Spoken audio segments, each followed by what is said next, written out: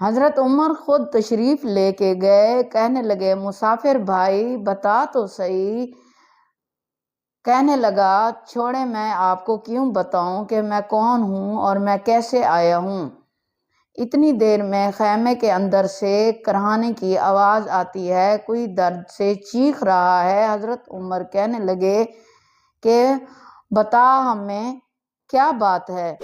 بدو کہنے لگا میں فلاں بستی فلاں علاقے کا ایک غریب ہوں، امیر المومنین عمر فاروق رضی اللہ عنہ کو ملنے آیا ہوں۔ رات ہو گئی ہے اور یہاں خیمہ لگا لیا ہے، صبح میں ان سے مل کے چلا جاؤں گا۔ تو رات کو تکلیف دینا پسند نہیں کیا، میری بیوی امید سے تھی، اب بچے کی ولادت کا وقت قریب ہے، پاس کوئی نہیں ہے۔ حضرت عمر کہنے لگے تو ٹھہر، میں ابھی آیا۔